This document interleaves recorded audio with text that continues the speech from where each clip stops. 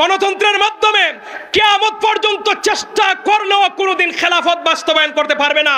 সংসদে কোরআনের আইন বাস্তবায়ন করতে পারবে না। সংসদে যদি কোরআনের আইন বাস্তবায়ন করতে চায় তাহলে মুসলমানদেরকে ঐক্যবদ্ধ হয়ে খেলাফতের চিন্তা ভাবনা করতে হবে। কথা বলেন ঠিক কিনা? ও এমপির বাজারে মুসলমান ভাইরা শুনে রাখুন, এরা উগ্রবাদী সংগঠন, এদের একমাত্র টার্গেট মুসলমান। মুসলমানদেরকে হত্যা করা, মুসলমানদেরকে জবাই করাই হলো ইসকনের টার্গেট।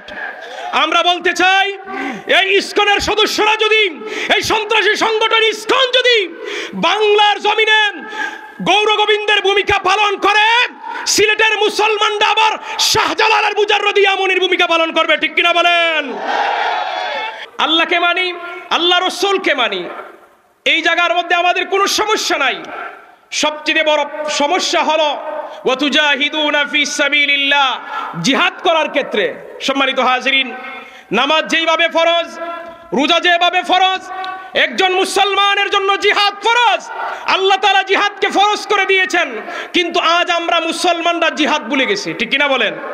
আপনারা যারা বসে আছেন আপনারা কথা বলেন। আজ নামাজের কথা বললে কোনো অসুবিধা নাই, রোজা রাখার কথা বললে কোনো অসুবিধা নাই। যখন এই জিহাদের কথা বলা হয় তখন এই জিহাদকে জঙ্গি নামে উপস্থাপন করা হয়। সম্মানিত হাজিরিন, অথচ নামাজ একজন মুসলমানের জন্য, নামাজ যেইভাবে ফরজ, রোজা রাখা যেইভাবে ফরজ, ঠিক তেমনি ভাবে কিয়ামতের আগ পর্যন্ত মুসলমানদের জন্য জিহাদ ফরজ। জিহাদ জায়গা বুঝে, সময় বুঝে ফরজে আইন হবে, আবার ফরজে কিফায়া হবে। সম্মানিত হাজিরিন, যেই ভূখণ্ডের মধ্যে ইসলামের বিরুদ্ধে কার্যকলাপ চলবে, মুসলমানদেরকে হত্যা করা হবে, মুসলমানদেরকে বন্দী করা হবে, নারী এবং শিশুদেরকে হত্যা করা হবে, ওই জায়গার জন্য, ওই রাষ্ট্রের জন্য সমস্ত মুসলমানদের উপর জিহাদ হলো ফরজে আইন। আর এছাড়া পৃথিবীর সমস্ত জায়গায় জিহাদ ফরজে কিফায়া চালু থাকবে।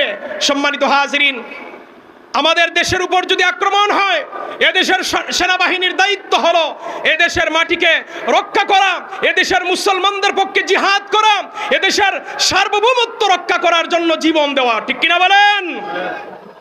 সম্মানিত হাজিরিন, আপনারা সবাই দেখতেছেন হেলিকপ্টার ল্যান্ড করেছে, তবে এখন আর আপনারা দেরি না করে সবাই মেহেরবানি করে চলে আসুন।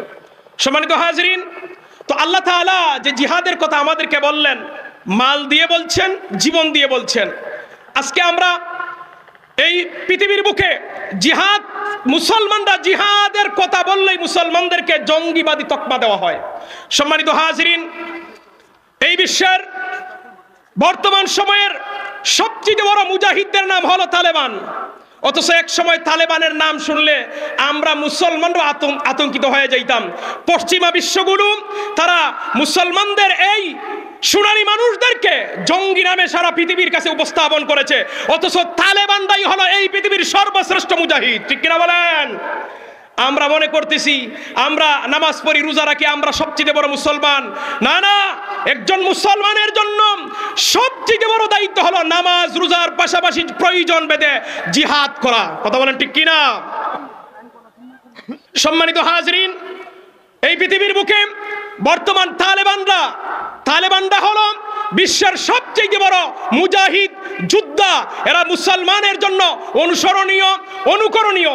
বর্তমান সময়ে আমরা দেখেছি আফগানিস্তানের এই তালেবান মুজাহিদ ভাইয়েরা, এরা রাশিয়ার বিরুদ্ধে যুদ্ধ করেছে, এরা আমেরিকার বিরুদ্ধে যুদ্ধ করেছে।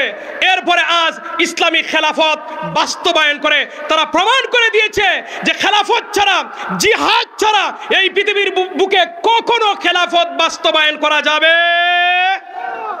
আমরা বাংলাদেশের প্রেক্ষাপটে বলতে চাই, আমরা বাংলাদেশ স্বাধীন হওয়ার পরে আমরা যুগে যুগে ধারাবাহিকভাবে দেখতেছি একের পর এক শাসন হচ্ছে, আর আমরা যারা প্রকৃত মুসলমান আমরা নির্যাতিত হচ্ছি। ঠিক কিনা? বর্তমান সময়ে আলেম উলামারা ঐক্যবদ্ধ হওয়ার চেষ্টা করতেছে। অনেক ইসলামী দলগুলো একত্রিত হয়ে নির্বাচন করার সিদ্ধান্ত নিয়েছে, এটা ভালো। কিন্তু একটি জিনিস ভালো করে মনে রাখতে হবে, মুসলমানরা যতই ঐক্যবদ্ধ হোক, গণতন্ত্রের মাধ্যমে কিয়ামত পর্যন্ত চেষ্টা করলেও কোনোদিন খেলাফত বাস্তবায়ন করতে পারবে না। সংসদে কোরআনের আইন বাস্তবায়ন করতে পারবে না। সংসদে যদি কোরআনের আইন বাস্তবায়ন করতে চায় তাহলে মুসলমানদেরকে ঐক্যবদ্ধ হয়ে খেলাফতের চিন্তা ভাবনা করতে হবে। কথা বলেন ঠিক কিনা? সম্মানিত এমপি বাজার মুসলমান ভাইয়ের আমার শুনুন, বর্তমান সময়ে বাংলাদেশের পরিস্থিতির ভালো লক্ষণ দেখতে পাচ্ছি না। বাংলাদেশকে নিয়ে সারা পৃথিবীতে ষড়যন্ত্র চলতেছে।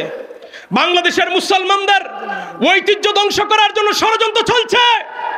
বর্তমান সময়ে আমরা দেখেছি এই সন্ত্রাসী সংগঠন ইসকনের কুলাঙ্গারেরা গতকালকে আমাদের এক ভাইকে শহীদ করে দিচ্ছে। ঠিক কিনা বলেন? ও এমপির বাজার মুসলমান ভাইরা শুনে রাখুন, এরা উগ্রবাদী সংগঠন।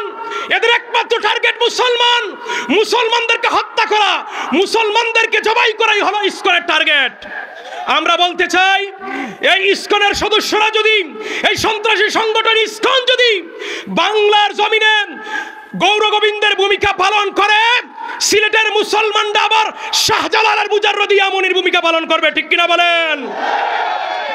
ইসকনেরা যদি বাংলার জমিনে গৌর গোবিন্দর উত্তরসূরি হতে চায়, আমরাও সাবধান করে দিতে চাই, সিলেটের মুসলমানরা শাহজালালের উত্তরসূরি শাহজালাল মুজাররদি ইয়ামনির মতো তরবারি নিয়ে আবারও প্রয়োজনে মাঠে নামবে। আপনারা কি রাজি আছেন? এমপির বাজার মুসলমান রাজি আছেন? আমাদেরকে প্রস্তুত থাকতে হবে।